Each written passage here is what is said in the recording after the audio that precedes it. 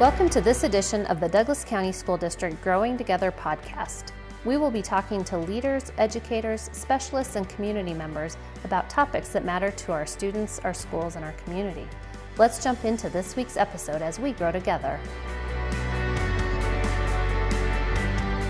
My name is Lori Lacombe, Healthy Schools Coordinator, and I'm here with Erin Reagan, our DCSD Lead Counselor. Welcome to 10 Meaningful Minutes. Today we're going to discuss tips, tricks, and trapdoors helping your students through the college process. Thank you for joining us. Hi, Erin. So glad we're back together again. Me too, Lori. You know, it's college application season, and there are many parents and students out there who have a lot of questions, but may not be able to make the college information nights at their school. So I have a bunch of questions for you because I know you've really worked a lot in this area with students and families. So, well, thank you, Lori. You are our expert. So my first question is, how do you start the search for the right college? Lori, that's a great question.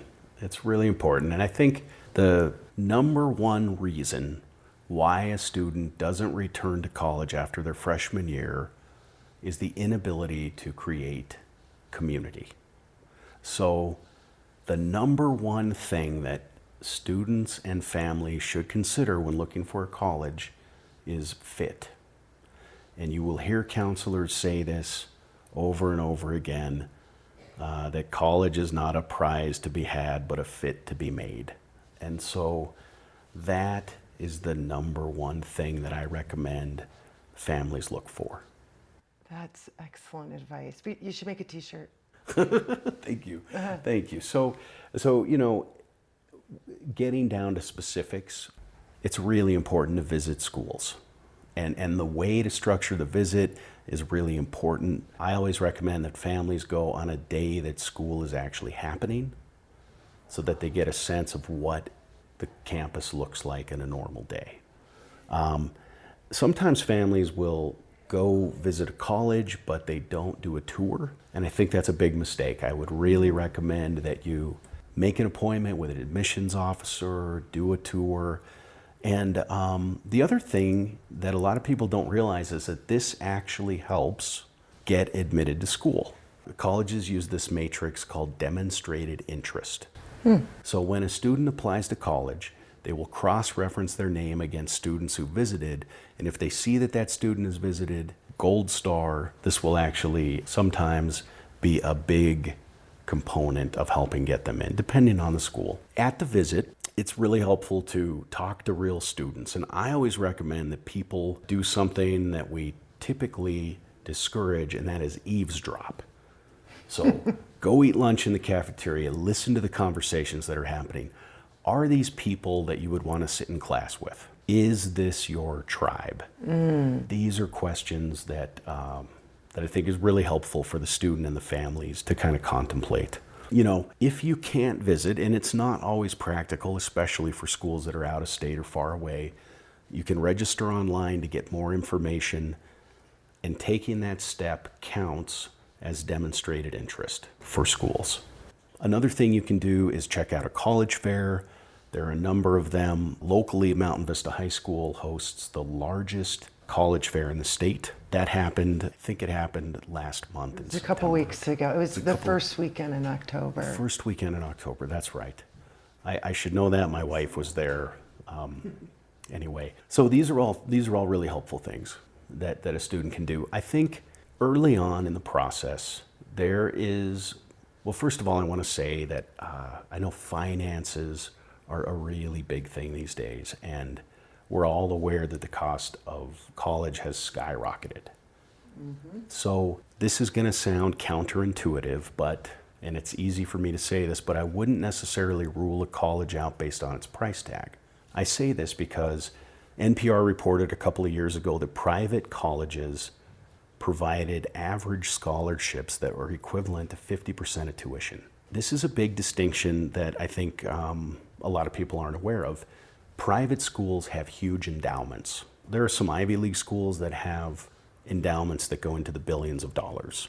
USC is another one. So there are, Grinnell College in Iowa, which is a fantastic private liberal arts school, owns a whole lot of Intel stock because the founder of Intel went there and gifted it to them. So there's schools that have a lot of resources, and if you're a good student, if they like you, there's a real good chance that they can help you in ways that you might not necessarily expect. Thank you for bringing that up.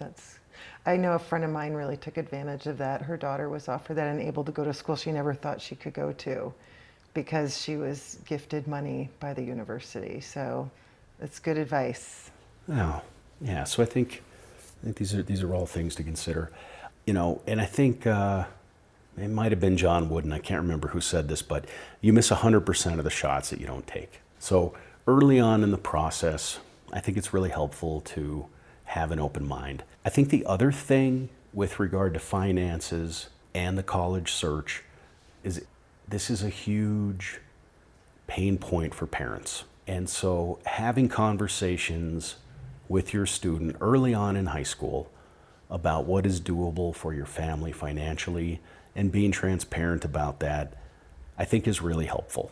That there are reasonable understandings of what's possible and what's not. And that's fair to the child, to the student, right? Yeah. And teaching them to make wise financial decisions. Yeah, and this is probably the biggest change that I've seen in the college process since I started is that with the cost of college, it's really important to be clear about what's possible and what's not. And I know there's a tremendous amount of parents feel an obligation to help their child no matter what. But if they have to sacrifice their retirement to do that, then they're making a deal with the devil that doesn't necessarily benefit anyone. Okay. So that's my opinion. At the end of the day, it's a family's decision. So in terms of a college list, I like to think that it's really helpful to have 5 to 7 schools on the list. And this might not be necessary for everyone. You might have a child who knows, I want to go here, I want to stay local, and that happens. And that is wonderful. For a kid who's really unsure, it's helpful to kind of have 2 reach schools. These are schools that are long shots and the student is aware of this going into the process. 3 mid-range schools. These are schools where you have about a 50-50 chance of getting in. And then 2 base schools. These are what we used to call safety schools. And the way that you know if a school is a reach, mid-range, or base school is that all students in Douglas County have access to a program called Naviance. And Naviance has tracked data from every graduate, and we know what their test scores were and what their GPA scores were, and we know if they got in or they didn't. And so there are these scattergrams, and you can compare yourself against students from your school that have applied to these colleges, and you can get a pretty good sense of your chances of getting in. It's really good data. And when do they introduce Naviance to students in high school? Is it freshman year? Or? It is freshman year, and all students should have an account. And digging around in Naviance, you can learn a lot of really helpful information. Okay, thanks. So let's talk about testing. SAT, ACT. It's funny, Lori, we did our first podcast on anxiety. And I kind of feel like this topic paired with testing is just an amazing exemplar of what generates anxiety. I'm really happy to report that the importance of the SAT and the ACT has really kind of gone down recently. Oh, nice. And there is a movement amongst colleges and universities, you may have heard about this in the news, for schools to go test optional. And most recently, Colorado College and the University of Denver are now test optional schools. And so I personally am really happy to see that, not just because of the inherent bias that happens in these tests occasionally, cultural bias, but the best predictor of success in college has always been GPA. And I think that that's part of the reason why these schools have done this. So Yes, there is the SAT and the ACT. The timeline for taking these, well, first of all, every student in the state of Colorado, all juniors, get the SAT paid for by the state of Colorado. So this typically happens in April, and this is a really great thing because it gives everyone exposure to the test. You can take both tests as many times as you like, and colleges will always take your highest score. And these are really good things. I think on occasion, it can be really advantageous to retake the SAT or the ACT. If you get admitted into a school, there are certain schools that would give you scholarships for having a combination of a certain GPA and SAT score. And so sometimes it can be really helpful to pay a testing agency or a coach to help you increase your score, because these scholarships could be like the equivalent of full tuition. Oh, wow. Something like that. Okay. Yeah, but I think it's really helpful not to freak out about the test, not to take it too seriously, but know that you have many opportunities to do it. Thank you very much. That wraps up our 10 meaningful minutes today. If you want more information, please use our district website for additional resources, and especially on this topic of college, please use your high school website for additional resources.